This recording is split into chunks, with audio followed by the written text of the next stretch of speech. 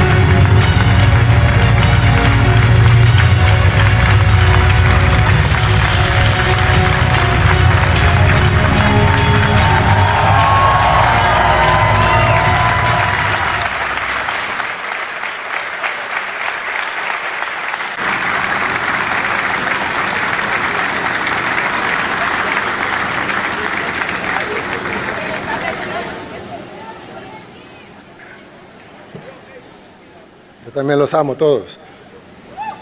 Buenas noches a todos. Señor presidente de la Asamblea Legislativa, Ernesto Castro, señoras y señores diputados, señor presidente de la Corte Suprema de Justicia y magistrados de las diferentes salas, señor vicepresidente de la República, Félix Ulloa Hijo, mi querida esposa Gabriela, primera dama de la República,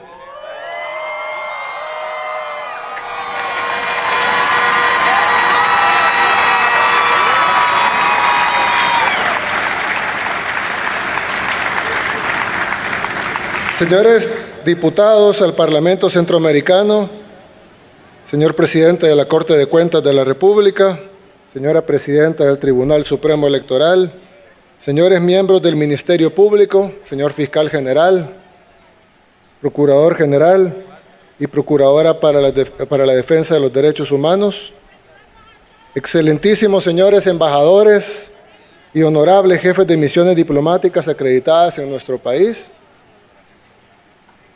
señor presidente del Consejo Nacional de la Judicatura, señores miembros del Gabinete de Gobierno,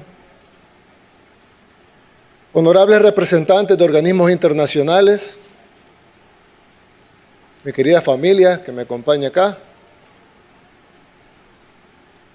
invitados especiales, pueblo salvadoreño.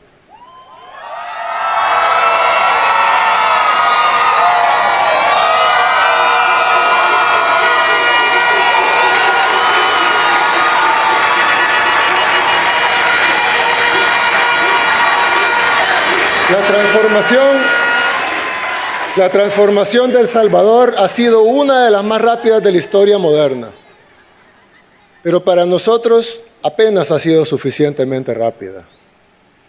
El Salvador de hoy no se parece en nada al que recibimos tras décadas de terror y explotación. El país que heredamos ni siquiera era verdaderamente nuestro. Independiente solo de nombre.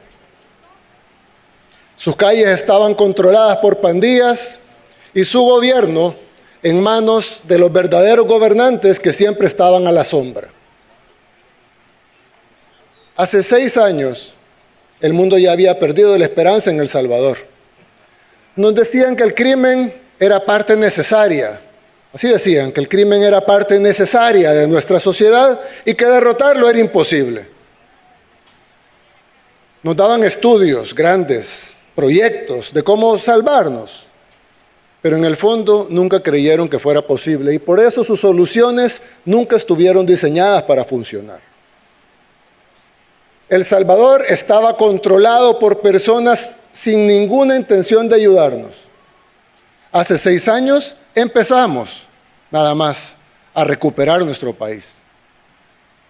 Hoy, El Salvador ya no le pertenece a ni los actores extranjeros ni a sus títeres locales. Hoy, El Salvador pertenece al pueblo salvadoreño.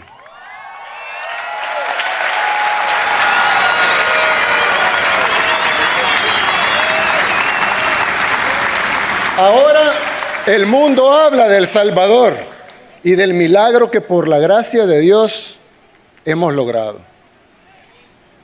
Y nuestro ejemplo ya inspira a muchas naciones del mundo. Nos tomó tiempo, nos costó sacrificios, requirió paciencia y confianza. Ya logramos lo imposible, pero nuestro trabajo apenas comienza.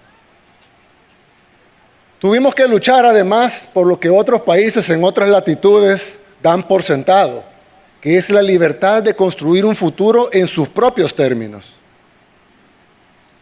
Lo que estamos a punto de construir en El Salvador solo es posible gracias a que lo que hemos logrado en estos años y lo que lograremos de ahora en adelante. Solo será posible con la misma fe y con la misma perseverancia que nos trajo hasta acá.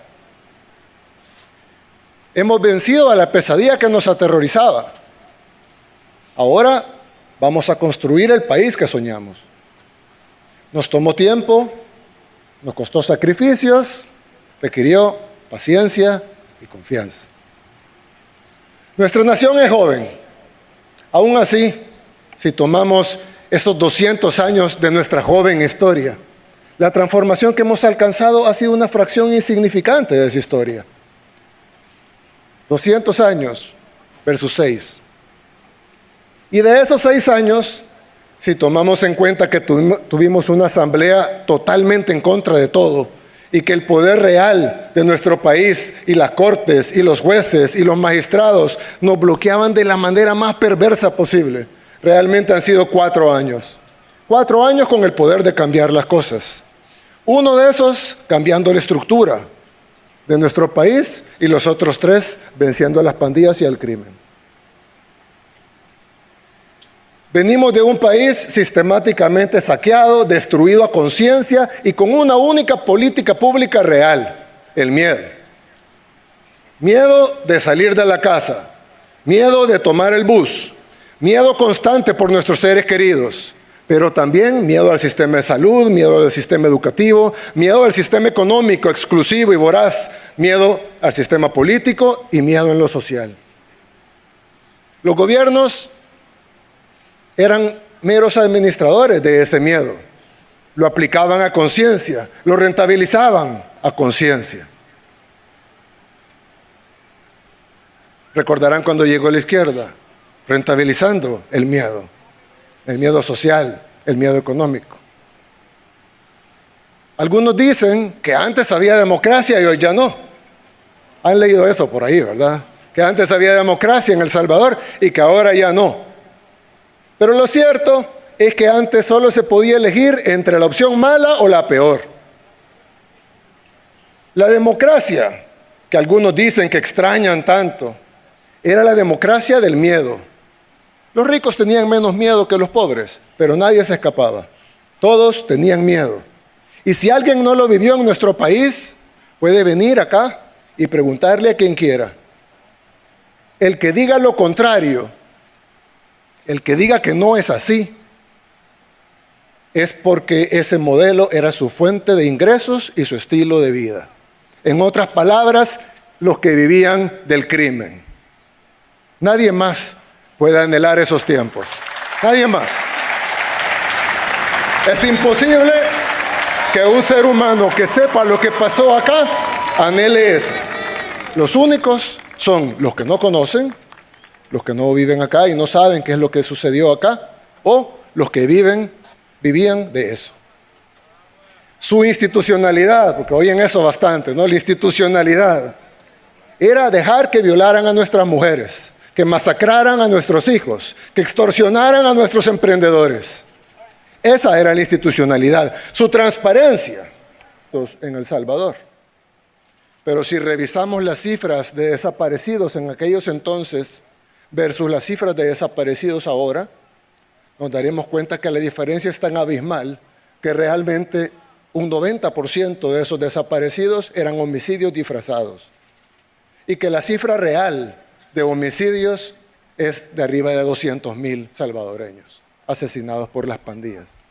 200,000 salvadoreños que deberían estar acá con nosotros, pero que sus vidas fueron truncadas por la falsa paz que nos vendieron.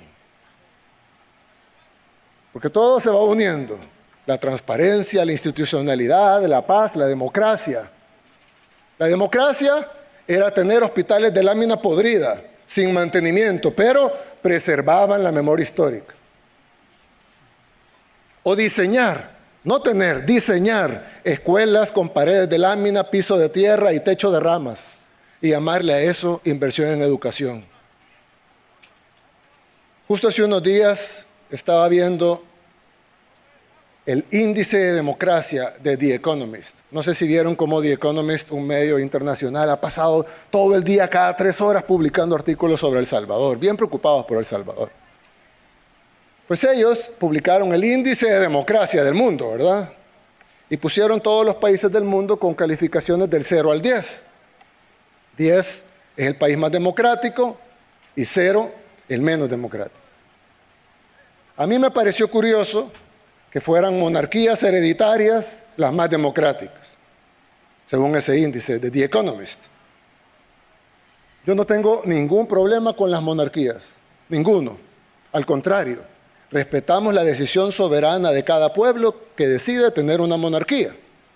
Aquí en el cuerpo diplomático tenemos esta noche representantes de países, amigos, que tienen monarquías. Nosotros somos respetuosos de la autodeterminación de los pueblos. Es más, hace un año tuvimos de invitado de honor al rey de España, quien es un caballero en todo el sentido de la palabra. Para los que lo conocen no me dejarán mentir. En nuestra toma de posesión no tenemos ni un solo problema con ellos, al contrario, los respetamos y reconocemos su derecho a la autodeterminación de tener una monarquía. Pero me pareció curioso que países como el nuestro aparecen con nota baja cuando nosotros elegimos a nuestro jefe de Estado en elecciones libres. El Parlamento se elige en elecciones libres. Y aún así, nuestra calificación es baja. Y los países que eligen a sus jefes de Estado por herencia tienen más puntaje que los países que elegimos a nuestros jefes de Estado por elecciones libres.